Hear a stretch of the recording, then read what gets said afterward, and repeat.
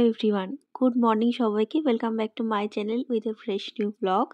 আমি প্রায় 2 মাস পর আজকে আবার একটা ব্লগ নিয়ে চলে এসেছি। আমি লাস্ট ব্লগে ডেট চেক করলাম, 2 মাস আগে আমি ব্লগ দিয়েছি আর তারপর আজকের ব্লগটা দিচ্ছি। এটা ছিল কার্তিক পুজোর দিন আর এবারে আমি বাড়িতে কার্তিক পুজো করেছিলাম, সেই ব্লগটাই আজকে তোমাদের সাথে শেয়ার করতে চলেছি। আর শরীরের কথা আর কি বলবো, টিল নাও এখন যখন আমি ভয়েস ওভার দিচ্ছি তখন আমার শরীরটা প্রচণ্ড খারাপ, মানে এত পরিমাণে ঠান্ডা লেগেছে, কথা বলতেও প্রচণ্ড কষ্ট হচ্ছে আর দমের কষ্টও একটা যেটা বলে সেটাও হচ্ছে। তো যাই হোক, অনেকদিন ব্লগ দিই না আর ব্লগগুলো পড়েও আছে পেন্ডিং অনেকদিন ধরে। তো ভাবলাম কার্তিক পুজোর ব্লগটা তোমাদের সাথে শেয়ার করি। বাড়িতে কার্তিক পুজো হয়েছিল এবারে। তো তোমরা সবাই জানো আগের বছরই ঠাকুর দেওয়া হয়েছিল আমাদেরকে, কিন্তু আমার বরমশাইয়ের ছুটির জন্য হচ্ছে মানে হয়নি আগের বছর পুজোটা, তো সেই পুজোটাই আমরা এবছর করছি। এবছরও খুবই দোটানার মধ্যে মানে হয়েছে ওদের, মানে ওরা যে জবটা করে সেটা মানে দোটানাই, আমাদের জীবনটাই দোটানাই, মানে আমরা কোনটা পাবো কোনটা পাবো না, কোন অনুষ্ঠান আমাদের আদৌ হবে, মানে ভবিষ্যৎ বলে আমাদের কিছু নেই, যে ভবিষ্যৎ পরিকল্পনা বলে কিচ্ছু নেই। মানে যে হোগা দেখা জায়গা এরকম টাইপের একটা ব্যাপার, সবই বর্তমানের ওপর নির্ভর। তো পুজোর মাত্র 4-5 দিন আগেই ও বাড়িতে ফিরেছে, তো সেই জন্যই পুজোটা হচ্ছে। আর মানে সবাই ধরে নিয়েছিলাম যে পুজোটা হবে না, তারপরেও ওই যে মানে আসার ইচ্ছা বা যার পুজো নেওয়ার ইচ্ছা সেই হয়তো করিয়ে নিচ্ছে। তো হঠাৎ করে ছুটিটা পেয়ে যায় আর বাড়িতেও চলে আসে। ফাইনালি আজকে আমাদের বাড়িতে সেই পুজোটা হচ্ছে। আর যেহেতু 1 বছর ধরে ঠাকুরটা ঘরে আছে, তো সবারই ভালো লাগছে যে না পুজোটা ফাইনালি হচ্ছে। তো আমার খাটের এদিকে অবস্থা দেখো প্রচণ্ড খারাপ, যেহেতু আজকে বাড়িতে পুজো, অনেক লোকজন আছে আর বাইরে তো মা, জেঠিমা, এটা আমার সেজে জেঠিমা, সবাই তো আছে, আমার দিদারা এসেছে সকাল থেকেই। তো সেই জন্য বিছানার অবস্থা আমি যতবারই গুছাচ্ছি, আমি বারবার এসে গুছিয়ে যাচ্ছি, কিন্তু ঠিক থাকে না, ঠিক থাকার কথাও নয়, এটাই স্বাভাবিক। তো আমরা যেহেতু না খেয়ে আছি আর না খেয়েই পুজোটা করতে হয়, কিন্তু বাড়ির লোক আমাদেরকে না খেয়ে থাকতে দেবে না, যার জন্য আমার সেজে জেঠিমা এখানে ফল আর মিষ্টি কাটছে আমার আর বরমশাইয়ের জন্য। এই যে কখন আমার পিছন দিয়ে এসে খাটের উপর বসে পড়েছে। তো এখানে সেজে জেঠিমা আমাদের জন্য ফল মিষ্টি আর কি দিচ্ছে। তো একটু একটু করে খেয়ে আমরা এখন ঠাকুরটাকে বার করেছি, যেহেতু একটা বছর মানে ঘরের ভেতরে ছিল, জড়িতে মোড়া ছিল, আমার বাবা সুন্দর করে মুড়ে রেখে দিয়ে গেছিলেন। হিসাব মতো তো কার্তিকের বাবা মাকেই না খেয়ে মানে কার্তিককে ভক্তি ভরে অঞ্জলিটা দিতে হয়, কিন্তু আমাদের বাড়ির লোকের কথা আর কি বলবো, আমার বাবা মাই বলো আর ওনার বাবা মাই বলো, তো 4 জনের কেউই আমাদেরকে না খেয়ে থাকতে দিতে নারাজ, তার জন্য আমাদেরকে জোর করে ওই ফল মিষ্টিটুকু খাইয়ে দেওয়া হয়েছে। আর তার সাথে মানে পানীয় কিছু ও তো খাচ্ছিলাম, তো খুবই বকাবকি করছিল মানে না খাওয়ার জন্য, তাই জন্য খেয়েছিলাম। আর ওই একটু একটু করে খেয়েছিলাম, মন থেকে একদমই চাইছিল না, বিশ্বাস করো।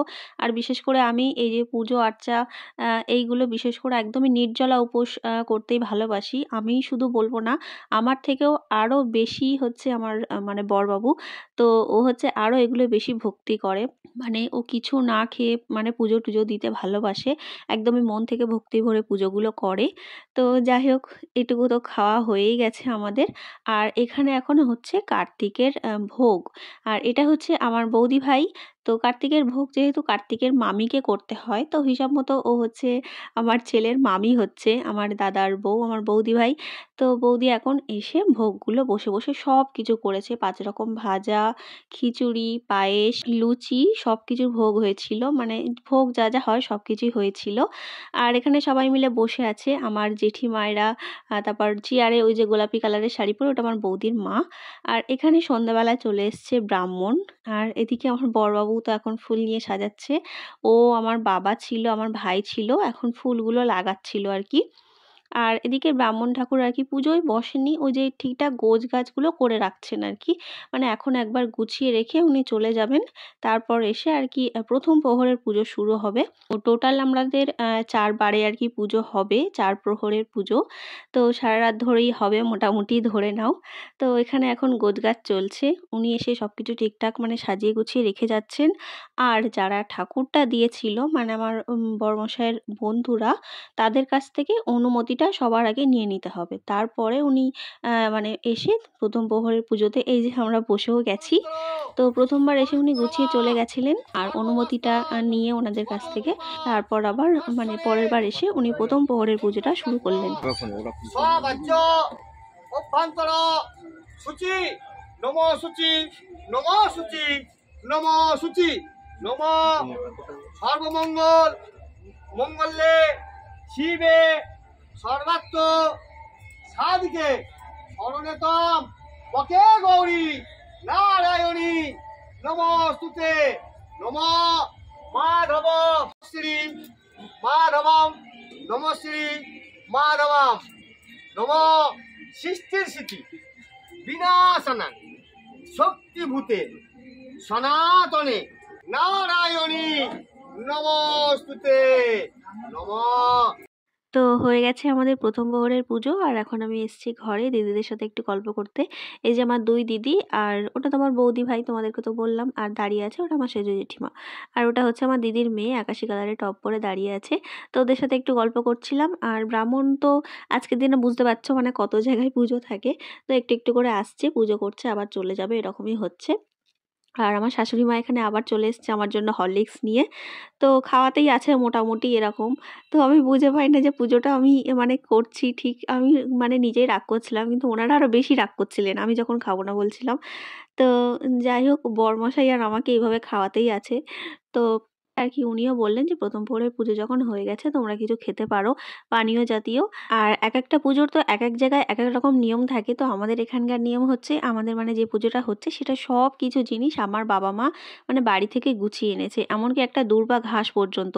তো সব কিছু আনা হয়েছে আমার শ্বশুরবাড়ি থেকে আর কি, মানে ওনা কিছুই নেওয়া হয়নি, মানে কিছুই নিতে নেই নাকি এরকমই নিয়ম, জানি না কী সব উদ্ভট নিয়ম, সব কিছু মেয়ের বাবা মাকে বয়ে বয়ে নিয়ে আসতে হয়। তো যাই হোক, যেটা চলে এসেছে আমাদেরকে সেটাই নাকি পালন করতে হবে। আর এইসব উদ্ভট নিয়ম আমি বা আমার বরমশাই কেউই অতটা কিন্তু মানি না। আর তো আমার বাবা মা চেয়েছে বলেই হয়তো এতটা করতে পেরেছে। আর আমরা পরবর্তী জেনারেশন থেকে চাই যেন এই নিয়মটা একদমই না থাকুক, নিজেরা তো পাল্টানোর চেষ্টা করব, সাথে সবাই যেন পাল্টায়। আর নিয়ম থাকলে দুটো একটা জিনিস আনতেই পারে, তাই বলে সব কিছু একেবারে বয়ে আনতে হবে এটা তো কোনো মানে নেই, তাই না?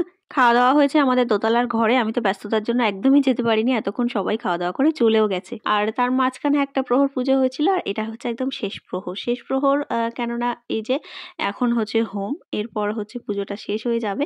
তো তোমাদের আশা করছি আজকের ব্লগটা ভালো লেগেছে, আর আমি চেষ্টা করবো আবার ব্লগ দেওয়ার। তো সবাই ভালো থেকো, খুব সুস্থ থেকো, টাটা সবাইকে।